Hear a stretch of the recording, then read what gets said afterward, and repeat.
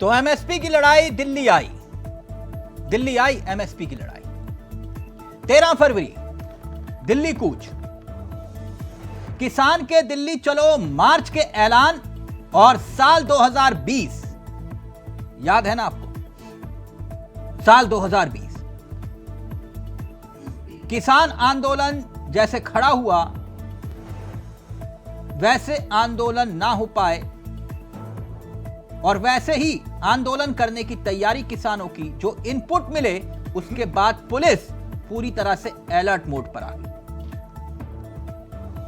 अगर बवाल हुआ तो आईपीसी की धारा 188 के तहत मामले दर्ज होंगे। दिल्ली पुलिस ने पूरी दिल्ली में धारा 144 लागू कर दी। लेकिन कुछ सवाल आपके जहन में होंगे और उन सवालों का जवाब देने के बाद हम अपने मेहमानों की तरफ रुख करेंगे। सवाल क्या? किसने किया दिल्ली चलो मार्च का ऐलान? पहले वो समझिए। संयुक्त किसान मोर्चा, जो कि गैर राजनीतिक है, उन्होंने इसका ऐलान किया है। इसके साथ साथ किसान मजदूर मोर्चा, 200 से ज्यादा किसान संघ इस दिल्ली कूच में शामिल है। ज्यादातर संगठन जो हैं वो पंजाब और हरियाणा से जुड़े हुए हैं, जो कि किसान बेल्ट मानी जाती है, किसान बाउल राज्य माना जाता है। इसके साथ साथ संयुक्त किसान मोर्चा और जाट खाप ने फिलहाल इस प्रदर्शन से दूरी बनाई हुई है। अब सवाल यह कि किसानों की मांग क्या है। अब उस मांग पर आइए। मांग जो हमेशा रही, एमएसपी की कानूनी गारंटी दे सरकार। मांग 2, किसानों के लिए पेंशन की सुविधा। और इसके साथ साथ जो फसल बीमा का जिक्र अक्सर होता है, उसकी सुविधा की मांग की जा रही है।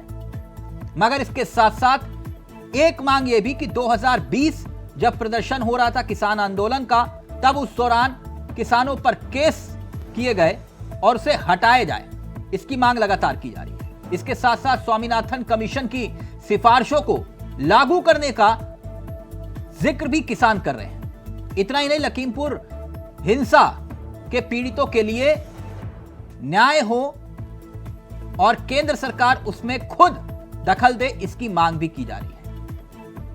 वैसे आपको यह भी बता दें कि एक प्रतिनिधि मंडल जिसमें केंद्रीय मंत्री पीयूष गोयल, अर्जुन मुंडा और नित्यानंद राय, इन्हें जिम्मा दिया गया है कि आंदोलनकारी किसानों को किसी भी हाल में मना लिया जाए।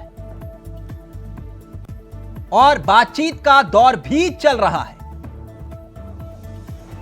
अब दिल्ली में क्या तैयारी है उसका जिक्र भी कर लेते हैं। दिल्ली में क्या तैयारी, उसे समझिए। दिल्ली को किले में तब्दील कर दिया गया है।